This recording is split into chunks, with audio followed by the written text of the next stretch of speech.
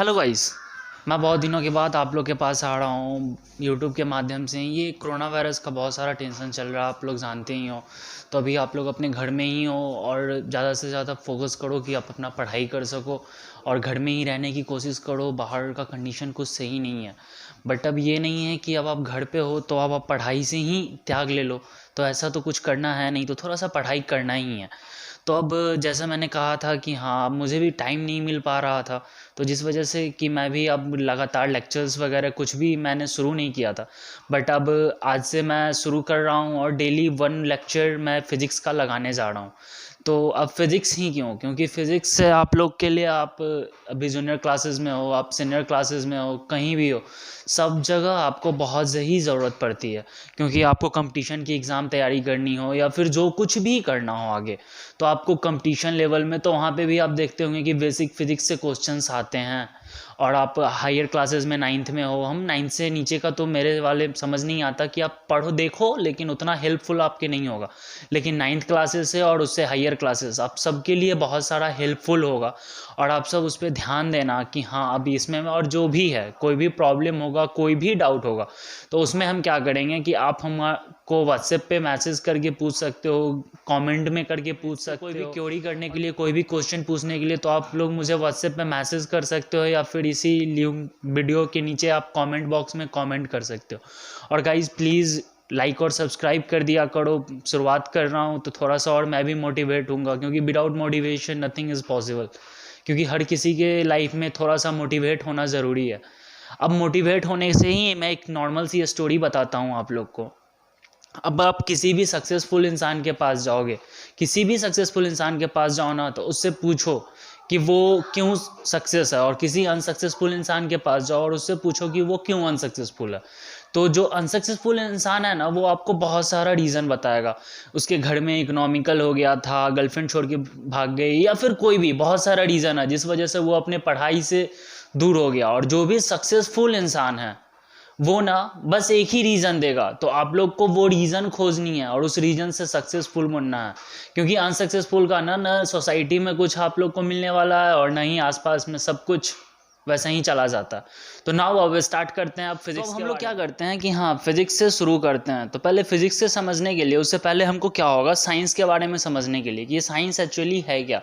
तो साइंस एक भाई बहुत अच्छा सब्जेक्ट है। नॉर्मल बस इतना समझो, पुराने डेफिनेशन जो भी बच्चे क्लासेस में पढ़े वो ठीक है, याद करो, ज़रूरत नहीं है आगे। बस इतना समझो कि साइंस एक इंटरेस्टिंग सब्जेक्ट है और साइंस हर चीज़ का प्रूफ देता है। दुनिया में जितने भी लॉ हैं, ये न्यूटन्स लॉ हो गए, या फिर आगे जाके कोई भी आप साइकिल वगैरह पढ़ोगे, थर्मोडायनेमिक्स में जाओगे, ऑटो साइकिल पढ़ोगे, पीवी डायग्राम पढ़ोगे, PV is equal to MRT, जितने भी इक्वेशंस हैं, ये सारे इक्वेशंस के प्रूफ हैं। आप हम नॉर्मल एक फार्मूला ही बता रहा हूँ, force is equal to mass into acceleration, हम लोग हमेशा पढ़ते आ रहे हैं। हायर क्लासेस में होंगे तो आपको पता ही होगा कि ये फार्मूला कितना ज़्यादा इंपॉर्टेंट है। और इस फार्मूले से हम, तो इस फार्मूले का भी प्रूफ है। अब सबसे बड़ा एक नॉर्मल चीज़ बताता हूँ, मैथ्स के स्टूडेंट हो और आपको पता है a to the power 0 is equal to 1 कहते हैं, a to the power 0 is equal to 1 कहते हैं। लेकिन क्यों कहते हैं ये आप लोग को पता होगा, नहीं भी पता होगा तो थोड़ा सा ये खोजिएगा, आप मुझे कमेंट में बताइएगा कि ये क्यों होता है। ये मैथ का कंसेप्ट है और मैं अभी मैथ नहीं बता रहा, इसलिए मैं इसको कुछ डिराइव नहीं करूँगा, लेकिन क्यों होता है ये मुझे ज़रूर बताइएगा। तो अब हम आते हैं फिजिक्स होता क्या है। तो एक नॉर्मल थ्योरी समझते हैं, the scientific study of natural forces. Natural forces मतलब क्या है, नेचर की वजह से जो फोर्स आ रहा हो, जैसे एक थंडर स्टॉर्म हो गया, सन एनर्जी हो गया, जो कुछ भी है, तो वो सब क्या है, नेचुरल फोर्सेस। तो हम फिजिक्स को क्या कहते हैं, the scientific study of natural forces such as light, sound, heat, electricity, pressure, etc। अब हम आते हैं बोर्ड पे। The scientific study of natural forces, scientific study of natural forces. Natural forces मतलब नेचर की वजह से, ऐसा कोई फोर्स जो नेचर की वजह से हो, या फिर सच एज, अब इसमें कौन कौन सा हमारे पास आ जाता है वो देखते हैं। लाइट, मार्केट थोड़ा सा खराब चल रहा है भाई। लाइट, साउंड, हीट, इलेक्ट्रिसिटी,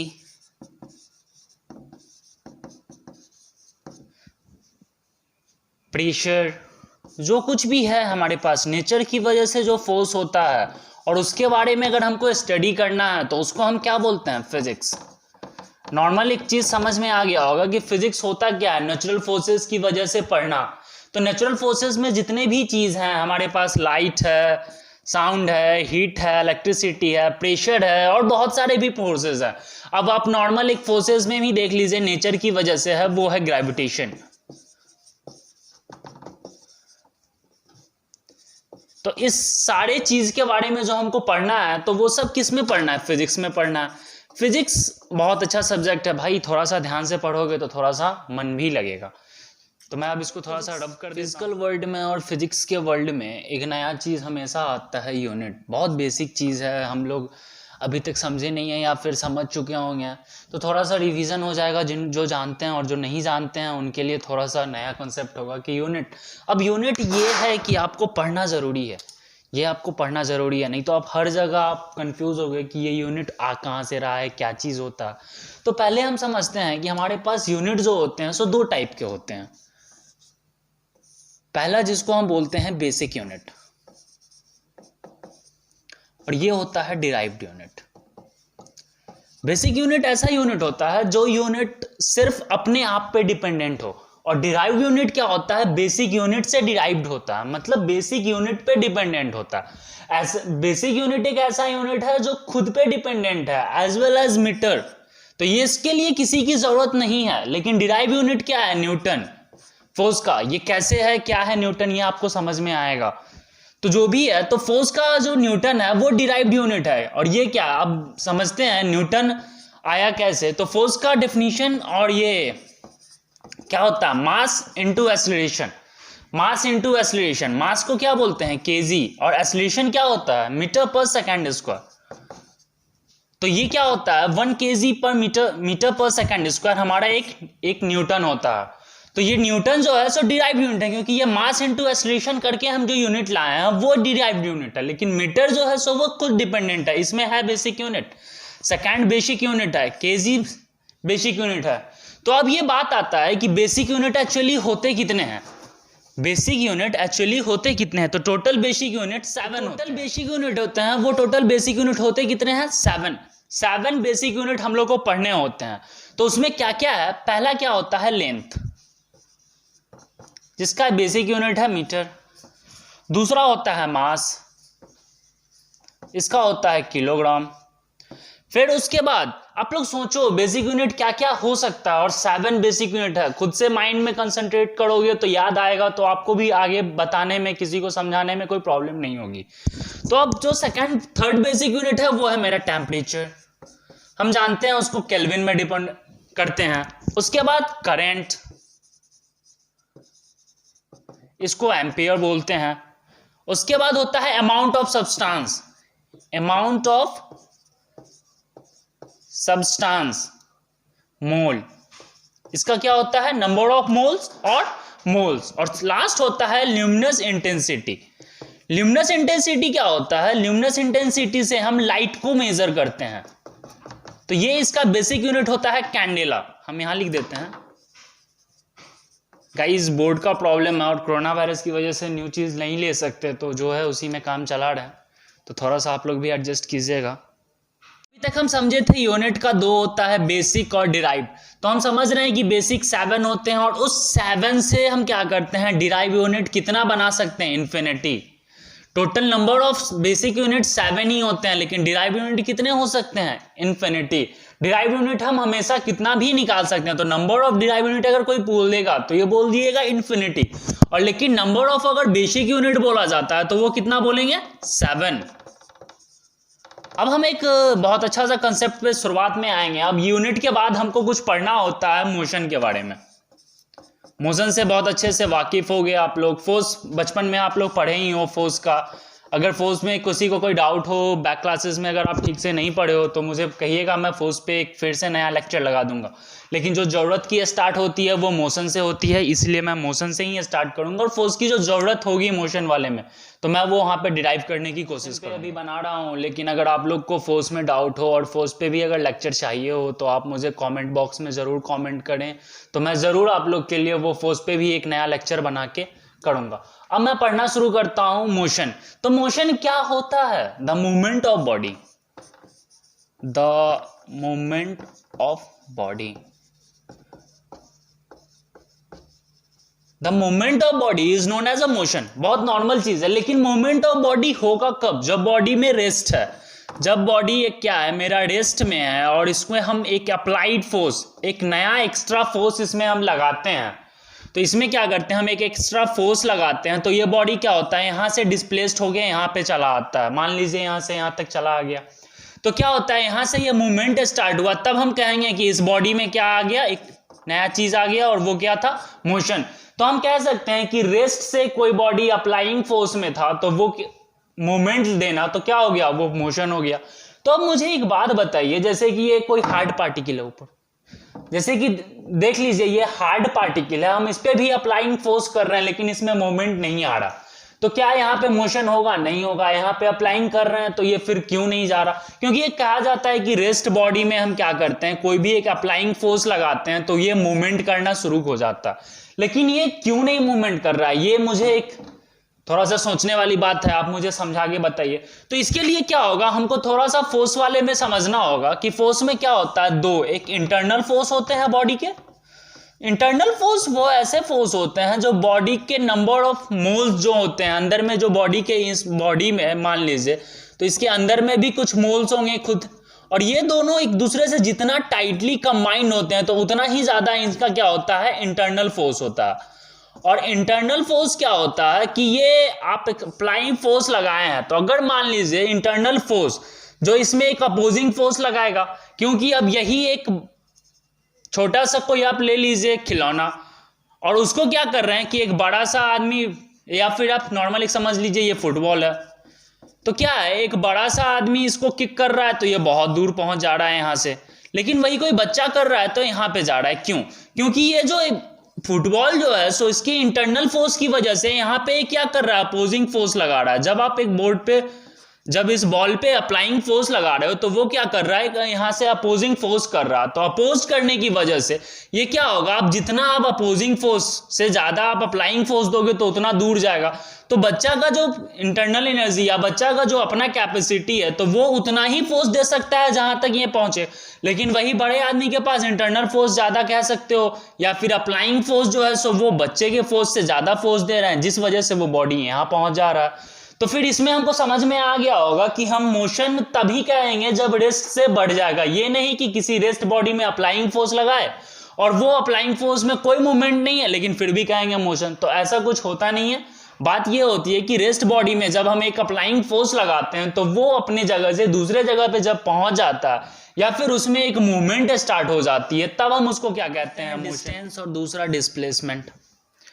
तो अब हमको जरूरत है कि डिस्टेंस होता क्या है। अगर नॉर्मल हमसे कोई पूछा जाए तो डिस्टेंस होता क्या है, तो डिस्टेंस को हम क्या बोलते हैं, द शॉर्टेस्ट,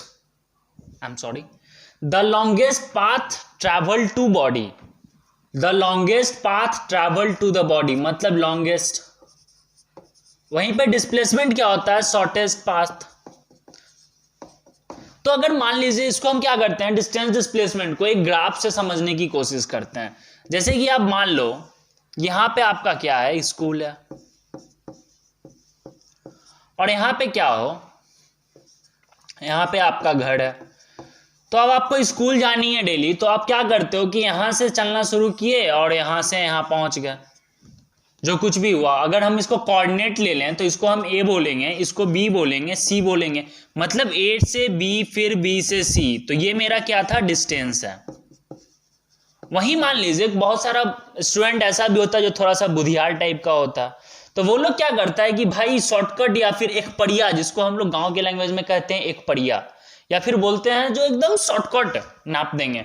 तो शॉर्टकट नाप दिए, तो ये जो शॉर्टकट नापे ना, तो ये मेरा शॉर्टकट जो था वो क्या होगा, डिस्प्लेसमेंट होगा। सो हमेशा याद रखिएगा, डिस्टेंस क्या होता है, longest path travel to body, और डिस्प्लेसमेंट शॉर्टेस्ट पाथ। तो अब हम मान लीजिए, तो A to B to C अगर मेरा क्या है, डिस्टेंस है, तो ए टू सी क्या होगा, डिस्प्लेसमेंट होगा। यहां तक अगर किसी को भी कोई भी डाउट हो, तो आप लोग आराम से मुझसे क्वेरी करने के लिए मेरे व्हाट्सएप नंबर पे मैं लिंक के नीचे छोड़ दूंगा, वीडियो के नीचे मैं अपना व्हाट्सएप नंबर भी दे दूंगा, तो वहाँ पे आप मुझसे पूछ सकते हो, और वीडियो के नीचे कमेंट करके भी मुझसे कोई प्रॉब्लम पूछ सकते हो, तो इसमें कोई इशू नहीं है।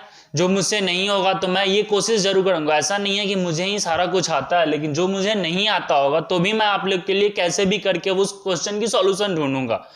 पढ़ना और पढ़ाना एक ऐसा जरिया है कि नॉलेज कभी कमती नहीं है, और नॉलेज जब है ना तो टैलेंट होना बहुत ज़रूरी है लाइफ में, क्योंकि अगर लाइफ में टैलेंट नहीं है ना तो कुछ नहीं हो, बस आसपास के पास ही रह जाओगे।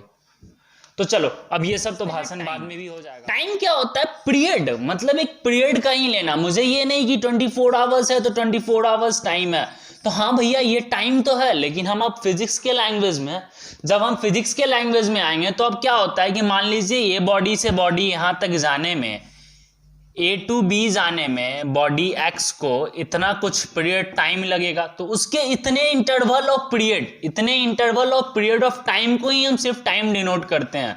तो मतलब A से B जाने में अगर X बॉडी को, A से B जाने में X बॉडी को 2 आवर्स लगता है, तो यहाँ पे हम टाइम 2 आवर्स लेंगे। 24 आवर्स भी टाइम है, लेकिन फिजिक्स के पीरियड में, फिजिक्स के टाइम में या फिर फिजिकल में हम क्या बोलते हैं टाइम को, कि period of time, interval in word of time. तो इंटरवल पीरियड ऑफ टाइम, तो उतने ही टाइम को हम क्या बोलेंगे ये। तो अगर हम टाइम समझ गए तो अब हम एक, मेरे पास और एक चीज आएगा, स्पीड। तो स्पीड क्या होता है कि डिस्टेंस डिवाइडेड बाई टाइम। मैं आपको कोई थ्योरी और ये नहीं बता रहा हूं कि आप थ्योरी का, स्पीड का आपको डेफिनेशन जरूरत पड़े, तो ये सब का अगर आपको जरूरत हो और तो कोई दिक्कत नहीं है। मैं टेलीग्राम पे बहुत जल्दी ही अपना नया ग्रुप बनाने वाला हूँ, तो उस ग्रुप में आप लोग ज्वाइन हो जाइएगा, और उस सारे ग्रुप में मैं जो भी लेक्चर्स लूंगा तो उसके मैं नोट्स जरूर अवेलेबल करवा दूंगा, जिससे कि आप पढ़ने के बाद फिर आप, और ये वीडियो डिलीट नहीं होगी तो आप हमेशा बाद में भी देख सकते हो, कोई दिक्कत नहीं है। और जो भी प्रॉब्लम हो फिजिक्स में शुरुआत से, अब आप जहाँ से शुरू कर रहे हैं तो वहाँ से अगर प्रॉब्लम होगी तो फिर मैं अवेलेबल हूँ, आप मुझसे क्वेरी जरूर कर सकते हो। आपको सॉल्यूशन मैं विद इन 2 आवर्स में कर दूंगा। ये नहीं कि क्या, ऐसा तो नहीं है कि मैं सारा टाइम आप मैसेज किया और मैं फोन लेके ही बैठा हुआ हूँ, तो ऐसा तो रहेगा नहीं, लेकिन मैं 2 आवर्स में आपके सॉल्यूशन जरूर मैं भेज दूंगा। तो अब स्पीड को क्या समझते हैं? Distance divided by time. तो हम नॉर्मल एक स्पीड को क्या ये भी को कह सकते हैं, the ratio of distance to the time. The ratio of, आप अगर आपको डिफाइन करना हो, डेफिनेशन लिखना हो, तो आप तो ये लिख दो, the ratio of distance to the time. और स्पीड का क्या होता है? Distance by time. अब हम आते हैं, जो हम शुरुआत में यूनिट पे आप लोग का 5 मिनट टाइम लिए, तो वो क्या था? ये जरूरत था इसलिए क्योंकि अब हम क्या कहते हैं, बेसिक यूनिट से हम क्या करते हैं, डिराइव कर लेते हैं। तो डिस्टेंस जो होता है वो हमारा कुछ लेंथ है, ये हम समझ रहे हैं। डिस्टेंस क्या है? हमारा कुछ लेंथ है, तो लेंथ का क्या होता है? Basic unit metre. और टाइम का क्या होता है? सेकंड। तो हम इसको क्या कहते हैं? Metre per second. स्पीड समझ में आ गया होगा, तो स्पीड भी अगर हमको समझ में आ गया होगा तो अब हम डिस्प्लेसमेंट समझने की वेलोसिटी समझने की कोशिश करते हैं। तो हम फिर से बोर्ड कोड अप कर रहे हैं और फिर समझाने की कोशिश करते हैं। अब हम क्या करते हैं, अब हम फिर से आए थे स्पीड को, तो स्पीड को हम क्या बोलते हैं? Distance divided by time. ये तो हम समझा चुके हैं। तो वैसे ही अब हमको क्या है? वेलोसिटी समझना है। तो वेलोसिटी समझने के लिए क्या होता है? Displacement divided by time.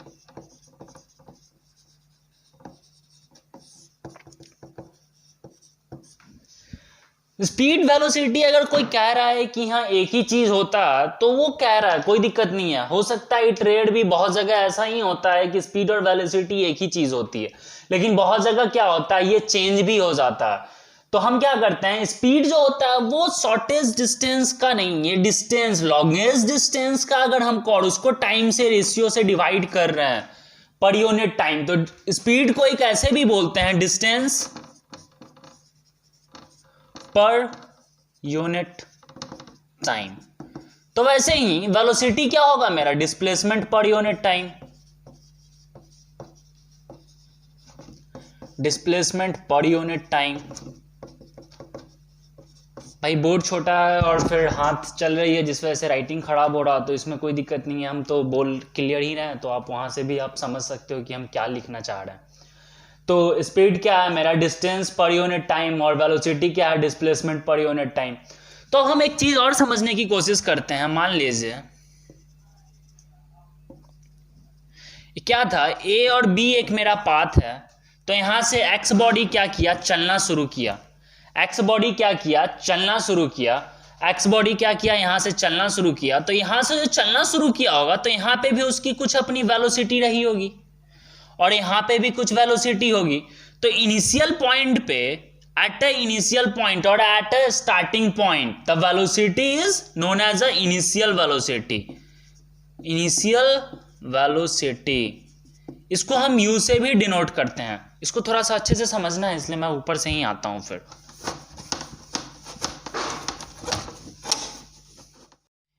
क्या है, एक पाथ है मेरा ए और बी है और एक्स बॉडी यहां से चलना शुरू किया है। तो यहां पे इनिशियल स्टार्टिंग पॉइंट और इनिशियल पॉइंट पे क्या होगा, वो होगा इनिशियल वेलोसिटी। वो क्या होगा, इनिशियल वेलोसिटी। एक चीज हमेशा याद रखना, ये चीज समझ लेना और एक एवरेज स्पीड का जो कंसेप्ट है वो समझना बहुत जरूरी है। तो इनिशियल वेलोसिटी क्या हो गया, इनिशियल वेलोसिटी क्या होगा, जो स्टार्टिंग पॉइंट पे होगा। तो ये मेरा क्या होगा, यू। इनिशियल वेलोसिटी को हम यू से डिनोट करते हैं।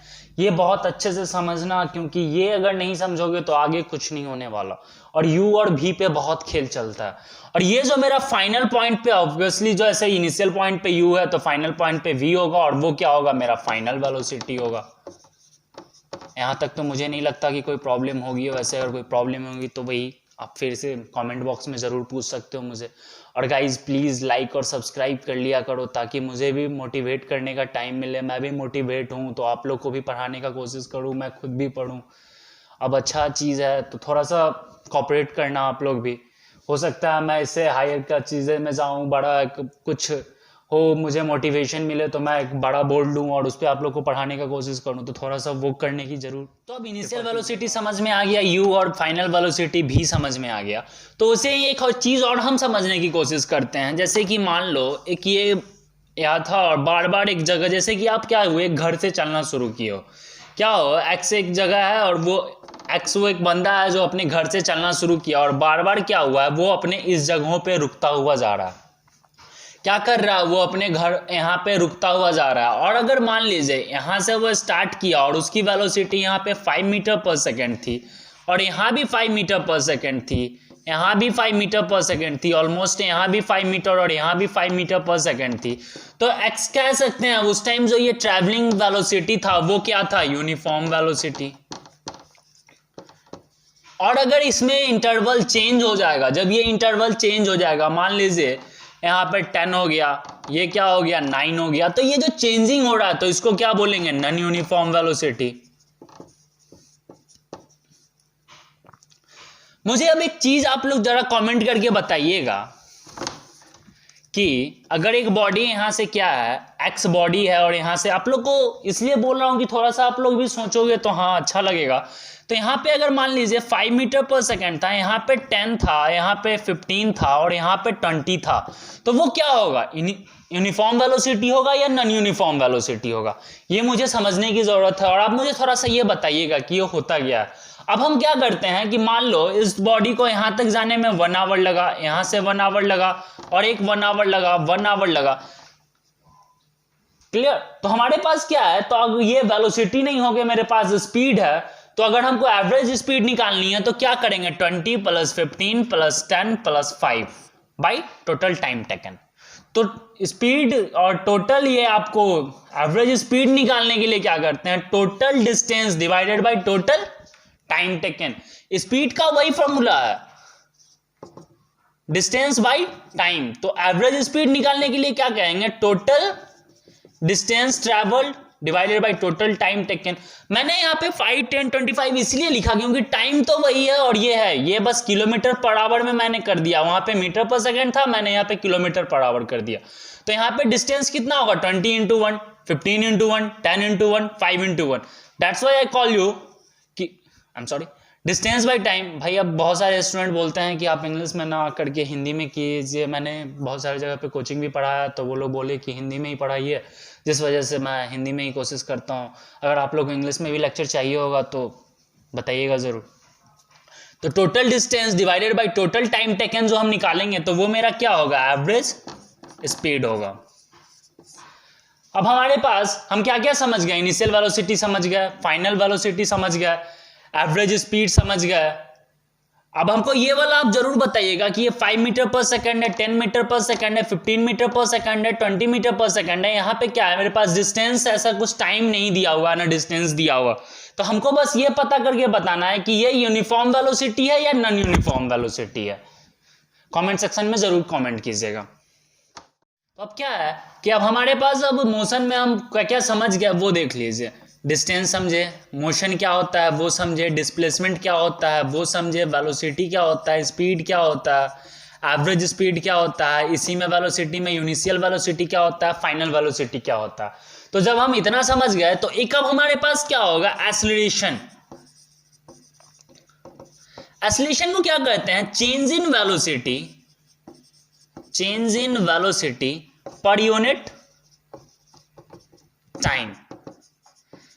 एक्सेलरेशन क्या होता है, change in velocity per unit time. इसको हम ऐसे भी कह सकते हैं, चेंज इन वेलोसिटी मतलब del V divided by time. अब डेल वी कहने का क्या मतलब है, चेंज इन वेलोसिटी मतलब कहने का क्या मतलब है, बॉडी यहां से यहां अगर मान लीजिए गया है तो यहां पे इनिशियल वेलोसिटी कुछ रहा होगा, फाइनल वेलोसिटी कुछ रहा होगा। तो फाइनल वेलोसिटी तो डेल वी क्या होगा, v minus you divided by T, v minus you divided by T. तो एक्सेलरेशन का ये हमारे पास क्या है, फॉर्मूला भी आ गया। अब ये एक बार थोड़ा सा और समझेंगे। बोले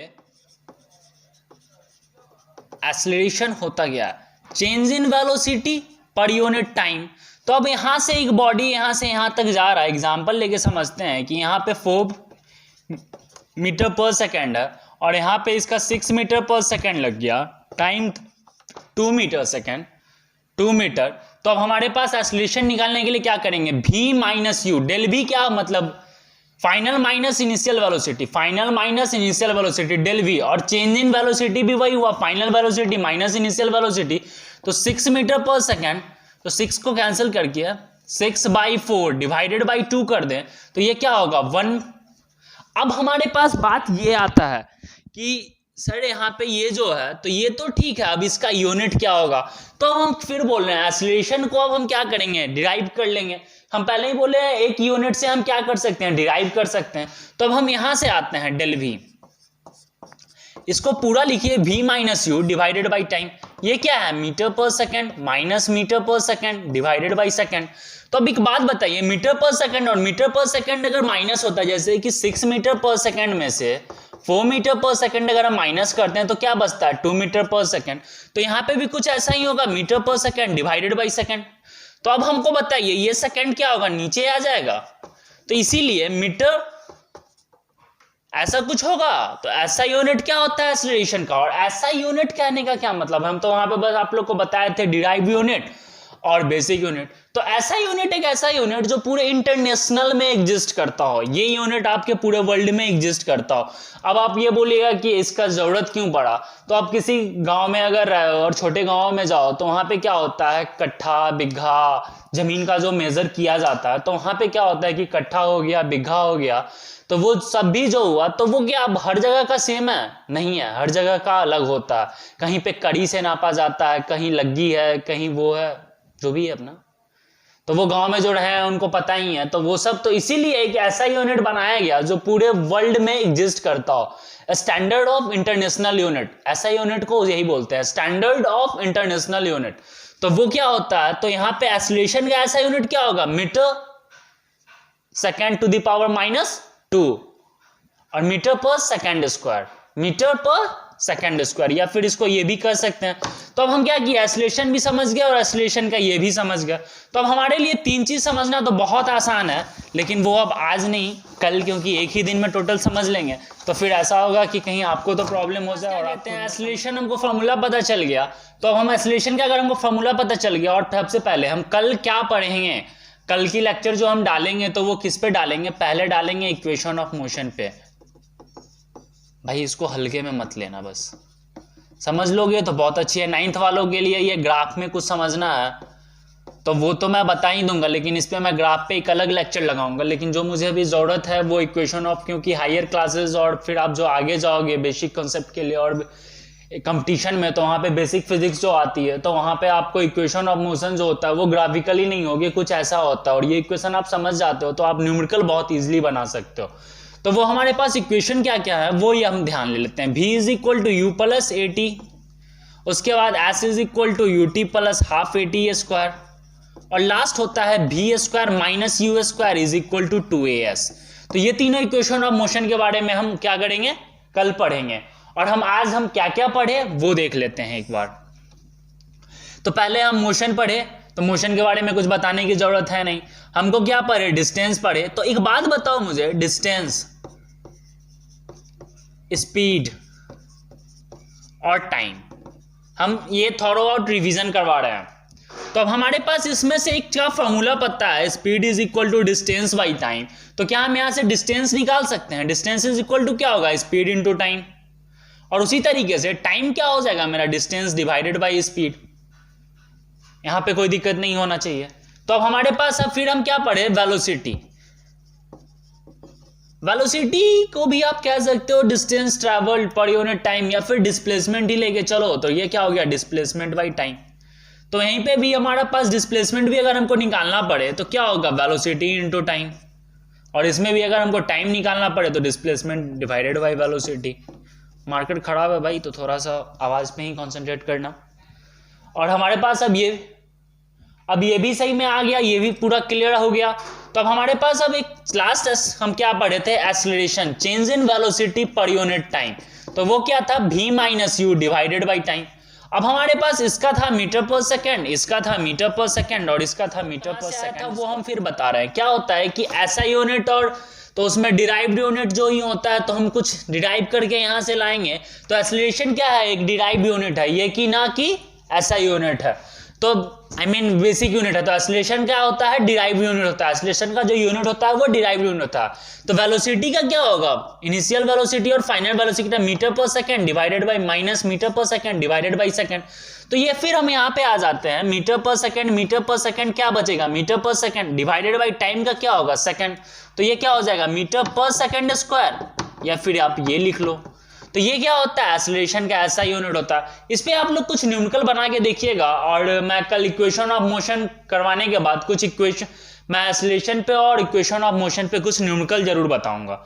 और ये आप लोग हो सके तो ध्यान में पढ़ लिए, पूरा मोशन पढ़ लिए, स्पीड पढ़ लिए, वेलोसिटी पढ़ लिए, डिस्टेंस पढ़ लिए, डिस्प्लेसमेंट पढ़ लिए, एक्सेलरेशन पढ़ लिए। तो ये सब का थोड़ा सा आप लोग के पास जो भी बुक अवेलेबल हो या फिर गूगल पे, वो सब पे आप देखिए। और अगर डिस्टेंस, स्पीड, टाइम का आपके पास वो मैथमेटिकल में भी, मैथ में भी इसका अच्छा खासा न्यूमेरिकल होता है। तो आप अगर यहाँ से भी अच्छे से पढ़ोगे तो यहाँ से भी आपका क्लियर हो जाएगा। और एक्सेलरेशन पे कुछ न्यूमेरिकल बना के देखना। और गाइज प्लीज़ लाइक और सब्सक्राइब जरूर कर देना। आपके नीचे एक लाल बटन आ रहा होगा, उस सब्सक्राइब कर दोगे, जिससे मैं मोटिवेट होऊंगा, तो और भी मैं अच्छे से कोशिश कर सकूंगा कि हाँ आप लोग को अच्छे से बता सकूं। Thank you guys.